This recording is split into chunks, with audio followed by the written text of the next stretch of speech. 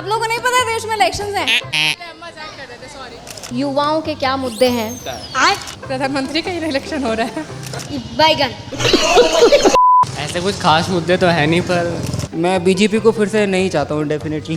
को ऐसे बंदे बता सकते हैं जो किसी दूसरे सब्जेक्ट में फेल हो रहे हैं, टाइम पे पास नहीं हो पा रहे, वो किसी दूसरे सब्जेक्ट के जाके प्रोफेसर बन रहे हैं। यूनिवर्सिटी को लोन लेना पड़ रहा है, मतलब ये तो ताज्जुब की बात है कि दिल्ली यूनिवर्सिटी को लोन लेना पड़ रहा है। उन्हीं के समर्थक हैं, उन्हीं को वोट करते हैं। Can you speak in English? अच्छा, वोट करते हो? मेरा आईडी नहीं बना है। Do you support any party? Do you know any? Not at all. Actually, I'm not interested in politics at all. So कोई बात नहीं, इलेक्शन है देश में, ये तो पता है नहीं बोलना। कि सरकार का काम देश का युवा कैमरा से और मुद्दों से बच के निकलता हुआ। क्या नाम है आपका? संदीप कुमार। दिल्ली यूनिवर्सिटी में पढ़ते हैं? नो, नहीं पढ़ते हैं? यहाँ क्या कर रहे हैं? ऐसे देखना है मोल चाल कैसा है। वोट करते हो? वोट?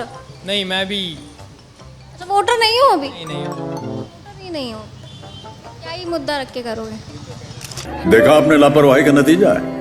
बस कोई जॉब अपॉर्चुनिटी नहीं है जो सरकार दे सकती है। आप देख रहे तमाम जगह पे भर्ती नहीं हो रही है। ग्राफ उठा के देखो, जितने भी बीएससी ग्रेजुएट्स हैं या इंजीनियर्स हैं, उनके पास स्किल्स ही नहीं है, तो उन्हें जॉब कहाँ से मिलेगी? कि बीजेपी को हटाया जाए, जिसके पास कोई एजेंडा नहीं है, जिसका केवल एक एजेंडा है इस देश को बांटने का, नफरत फैलाने का। सरकार ये इंडिया गठबंधन आया हुआ है। हाँ, ये 400 पार के हवा निकालेगा।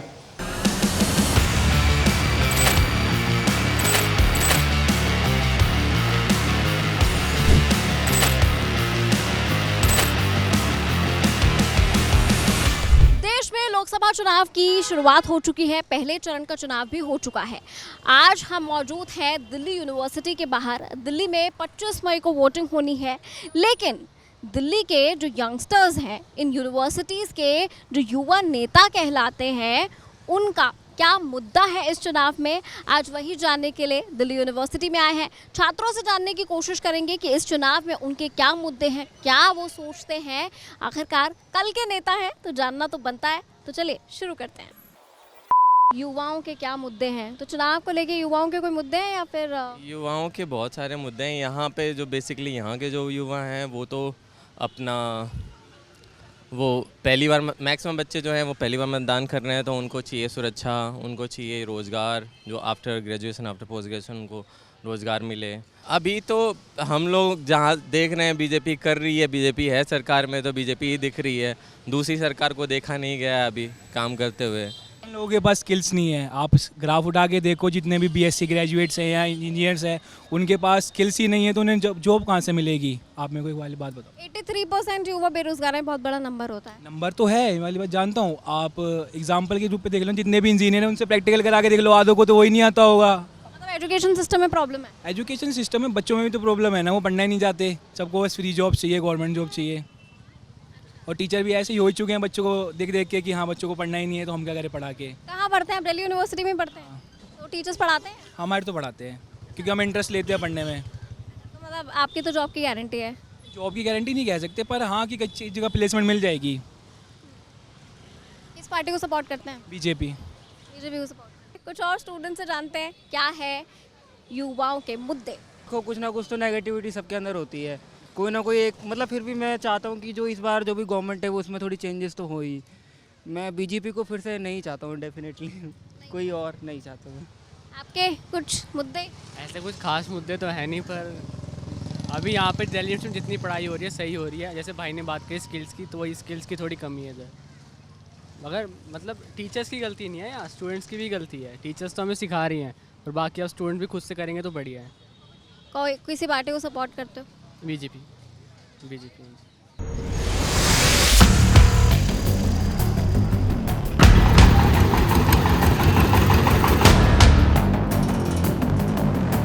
कुछ स्टूडेंट्स से हमने बात की, लेकिन कुछ स्टूडेंट्स यूनियन के भी लोग हमारे साथ अभी हैं, तो उनसे भी जान लेते हैं कि उनके क्या मुद्दे हैं। NSUI से यहाँ हमारे साथ एक शख्स है। क्या नाम है आपका? मेरा नाम रामनिवास बिश्नोई है, मैं NSUI Delhi state general secretary हूँ। पहले तो ये बताइए कि यहाँ स्टूडेंट्स के मुद्दे क्या हैं दिल्ली यूनिवर्सिटी? स्टूडेंट के मुद्दे यहाँ सबसे बड़ा मुद्दा है वो इंफ्रास्ट्रक्चर का है। आज के टाइम में दिल्ली यूनिवर्सिटी के कॉलेजों में पानी की सबसे बड़ी समस्या है। इतने टाइम से होने के बाद में अभी आप यहाँ से जाएंगे तो यहाँ पे एक बार आप अपने मोबाइल का इंटरनेट चलाना चाहेंगे वो भी नहीं चलता है, वाईफाई की समस्या है। इसके बाद अगर आप देखें तो यहाँ पे प्रोफेसर्स की नियुक्ति को लेके सीधी सीधी आरएसएस के लोग भरे जा रहे हैं, ये सबसे बड़ी समस्या है। कोई ट्रांसपेरेंसी नहीं है, सीधा आरएसएस का अगर आपके पास टैग है तो आप सीधा किसी कॉलेज में प्रोफेसर बन जाएंगे, चाहे आपको कै भी नहीं आता हो, इंग्लिश का आपको कुछ नहीं आता, आप इंग्लिश के प्रोफेसर बन के बैठ जाएंगे। ये सबसे बड़ी यहाँ की कैंपस की समस्या। जेन्युइन प्रॉब्लम है कि जस्ट बिकॉज आपकी बिलोंगिंग किसी की तरफ है इसलिए है? नहीं, जेन्युइन प्रॉब्लम है। हम आपको ऐसे बंदे बता सकते हैं जो किसी दूसरे सब्जेक्ट में फेल हो रहे हैं, टाइम पे पास नहीं हो पा रहे हो, किसी दूसरे सब्जेक्ट के जाके प्रोफेसर बन रहे हैं, ये जेन्युइन प्रॉब्लम है। आप जाके किसी गांव में किसी बच्चे को ये नहीं बोल सकते कि आप जाके DU में जाके पढ़ लो। अब ये बोलने में हिचकिचाहट होने लगती है कि बच्चे का करियर ख़राब हो जाएगा, क्योंकि जो पढ़ाने वाले लोग हैं वो ऐसे लोग आ गए हैं जिनको खुद कुछ नहीं आता है। अच्छा, लोकसभा इलेक्शंस हैं तो इन जनरल आप किसको देखना चाहते हैं सरकार बनते हुए? हम इंडिया गठबंधन की जो सरकार है, राहुल गांधी जी के नेतृत्व में इंडिया गठबंधन हुआ है और हम कांग्रेस की सरकार देखना चाहते हैं। और हम NSUI तो सपोर्ट करेगा ही, बट लेकिन क्यों आप चाहते हैं? ऐसे क्या रीज़न है कि आप राहुल गांधी को सपोर्ट? राहुल गांधी को सपोर्ट हम इसलिए करेंगे क्योंकि कांग्रेस का मैनिफेस्टो आया है, उसमें एक छोटे बच्चे से लेके एक बुजुर्ग तक के लिए हर किसी के लिए बात की गई है, किसान के लिए, युवा के लिए, हर किसी के लिए रोज़गार की बातें हैं। तो उसी कंपेयर करें हम तो बीजेपी का मैनिफेस्टो आया है 4 दिन पहले, उसमें ऐसा लग रहा है कि ये बीजेपी का कोई मैनिफेस्टो नहीं है, वो किसी इसके लिए एक्टर का कोई वो है प्रोफाइल जो अपनी कोई मूवी की शूटिंग के लिए दे रहा है, सिर्फ मोदी जी की फ़ोटो के अलावा उसमें कुछ नहीं है। तो हम जो मुद्दों की बात करेगा हम उनको चुनना चाहेंगे। मैं लॉ फैकल्टी का स्टूडेंट हूँ। अगर आपको मेरे पे यकीन नहीं, आप जाके CLC जाके देखिए, अब CLC की हालत क्या है, दीवारें गिर रही हैं, पानी नहीं है। और ये वो कॉलेज है जहाँ पे हमारे सिटिंग CGI पढ़ के गए हैं। तमाम CG जो आज सुप्रीम कोर्ट में जजेस हैं, हाई कोर्ट के जजेस हैं, वो इस लॉ फैकल्टी से पढ़े हैं। और अब इसकी हालत देखिए कि इंफ्रास्ट्रक्चर क्या क्राइसिस है। और ये क्राइसिस इसलिए कि सरकार साल दर साल शिक्षा का बजट कट कर रही है और उसी कारण दिल्ली यूनिवर्सिटी को पैसा नहीं मिल रहा है, यूनिवर्सिटी को लोन लेना पड़ रहा है। मतलब ये तो ताज्जुब की बात है कि दिल्ली यूनिवर्सिटी को लोन लेना पड़ रहा है, उनको पिछले कुछ सालों में 1 रुपया नहीं मिला एक बिल्डिंग बनाने का भी। और लोन तो आपको पता है कैसे चुकता होगा, लोगों की फीस बढ़ा के। मैं 3rd ईयर का स्टूडेंट हूँ, लॉ फैकल्टी का स्टूडेंट हूँ। Law faculty one of the best colleges है लॉ पढ़ने के लिए। मेरे पास कोई जॉब अपॉर्चुनिटी नहीं है जो सरकार दे सकती है। आप देख रहे हैं तमाम जगह पे भर्ती नहीं हो रही है, भर्ती होती भी है, पेपर होता है तो पेपर लीक होता है और सरकार के पास कोई जवाब नहीं है। ये 2 करोड़ रोजगार की बात करते हैं पर ये हवा में है। तो मेरे लिए तो सबसे बड़ा जो मुद्दा है वो है शिक्षा रोजगार का, जो आज सरकार इस दोनों मुद्दों में एकदम फेल हुई है। तो अभी इलेक्शंस ऑलमोस्ट आ गए हैं, 25 मई को वोटिंग है, तो वोट के पॉइंट ऑफ व्यू से अगर आप देखें तो आप किसको चाहेंगे फिर सरकार में जो आपको लगता है आपकी प्रॉब्लम सॉल्व? रेजिडेंट हूँ, मेरी कॉन्स्टिट्यूएंसी चांदनी चौक पड़ती है और मेरी कॉन्स्टिट्यूएंसी में हर्षवर्धन थे जो दिल्ली के इंडिया के हेल्थ मिनिस्टर थे। कोविड के टाइम पे एकदम हमारी कॉन्स्टिट्यूएंसी से वो गायब रहे। हमारी कॉन्स्टिट्यूएंसी में मेरे नेबरहुड में इतने लोग मर गए, वो कहीं सब तब गायब थे।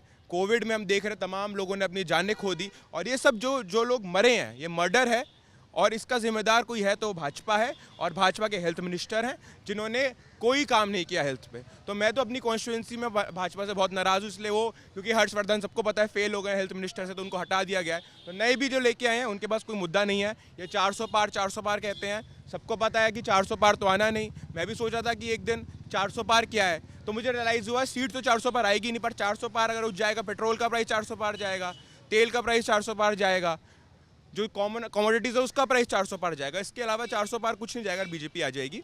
तो बहुत ज़रूरी है कि बीजेपी को हटाया जाए, जिसके पास कोई एजेंडा नहीं है, जिसका केवल एक एजेंडा है इस देश को बांटने का, नफरत फैलाने का। इनको बोल दीजिए मुसलमान, मीट, क्या कहते हैं, हिंदू, ये सब हटा दे तो उनके पास कोई मुद्दा ही नहीं रह जाता। मैं दिल्ली विश्वविद्यालय से छात्र संघ अध्यक्ष हूँ जी।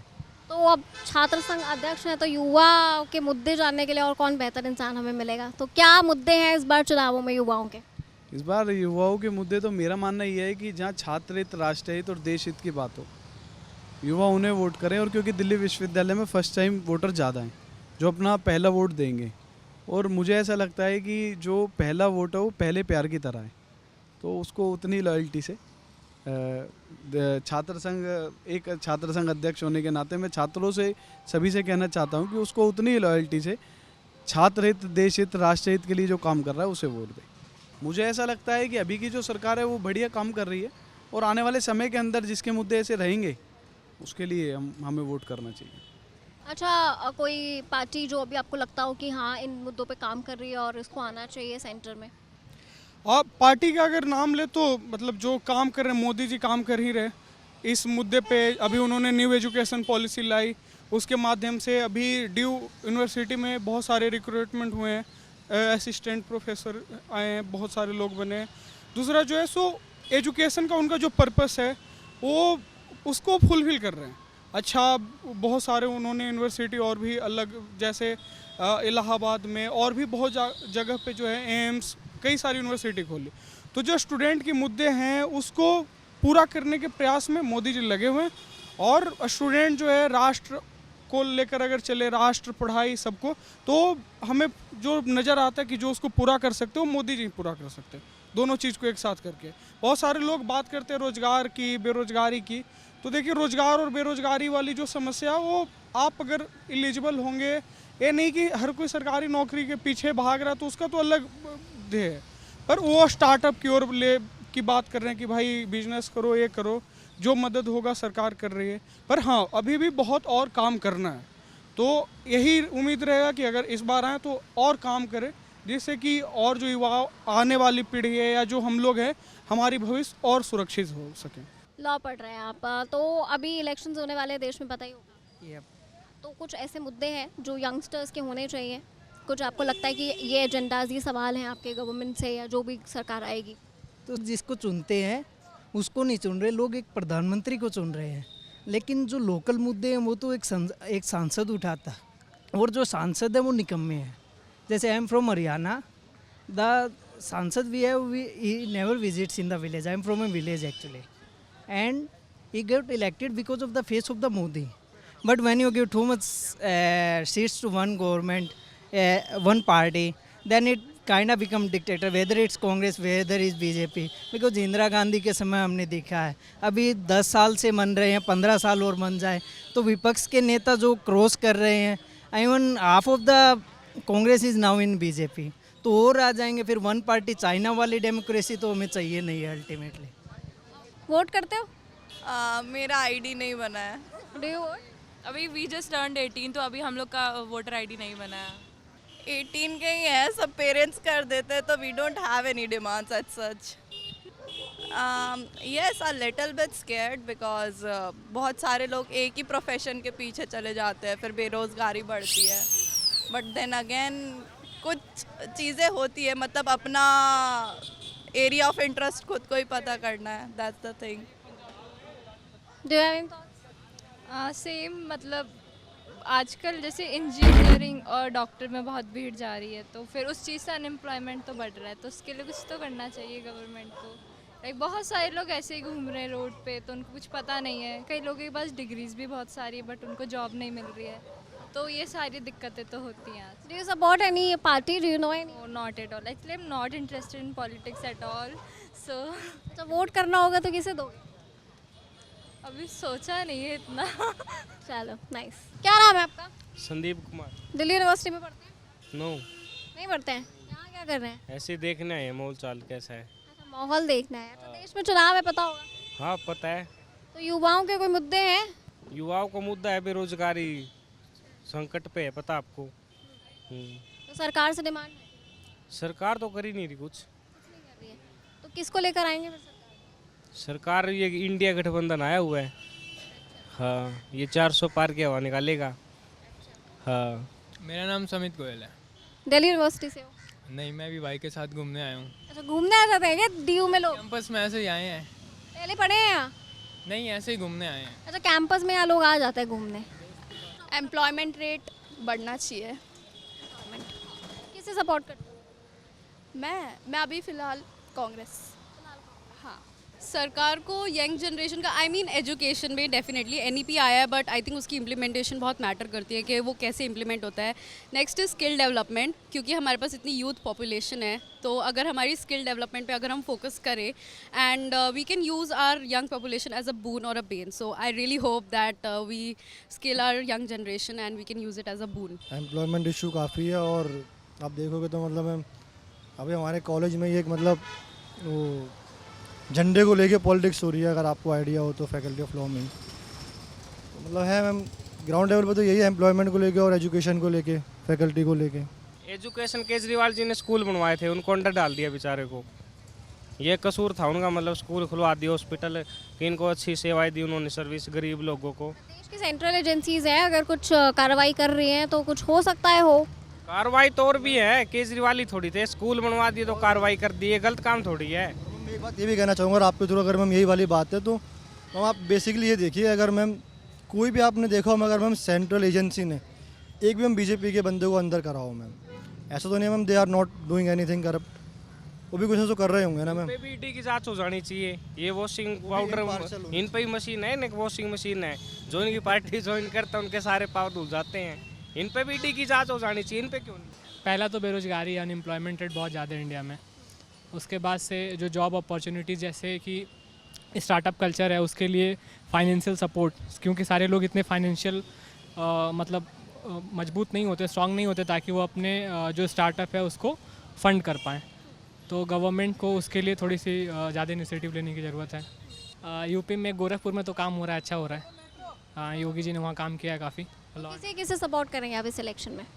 ये तो बैलेट पेपर में पता चलेगा। बीजेपी। क्यों? बीजेपी है एक ही तो ऐसी पार्टी है जो लगता है कि मतलब अपने कार्य के लिए और निष्पक्ष रूप से कर रही है, और जितनी भी पार्टियां, मैं मान ही नहीं सकता कि कोई पार्टी सही से काम कर सकती है, क्योंकि सब ने कहीं ना कहीं भ्रष्टाचार में लिप्त हैं सारे के सारे। आप क्या कहेंगे? बीजेपी है, बीजेपी अपना काम कर रही है एकदम समय से। एक तो काम कर ही दिया है अयोध्या में, और बाकी तो क्या है मामू, सरकार से जो हो रहा है सो हो रहा है, ऊपर वाले की मौत। कब से यहाँ बैठ रहे हैं? यहाँ तो हो गया ये 1-2 महीना हो गया। 1-2 महीने से बैठ रहे हैं। और कोई है परिवार में बच्चे पढ़ाई लिखाई करते हैं? कुछ बच्चे हैं ना, लड़का है। उनके भविष्य के लिए कोई डिमांड, कोई सरकार से कुछ? भविष्य, मेरे भविष्य में सोचे नहीं, मैं आपने क्या सोचूं, वो आपने आप करेंगे जो करेंगे। तो हम आए थे दिल्ली विश्वविद्यालय यानी दिल्ली यूनिवर्सिटी में स्टूडेंट्स के मुद्दे जानने के लिए। इन इलेक्शंस में स्टूडेंट्स के क्या एजेंडाज हैं उनसे जानने की कोशिश की। कुछ संगठनों से भी हमने बात की, जो स्टूडेंट्स यूनियन है, और बहुत सारे जेनरिक स्टूडेंट्स से हमने बात की। क्या मुद्दे हैं इन इलेक्शंस को लेकर, आपके सामने रखे। आपकी क्या राय है कॉमेंट सेक्शन में ज़रूर शेयर कीजिए। देखते रहिए ABP लाइव।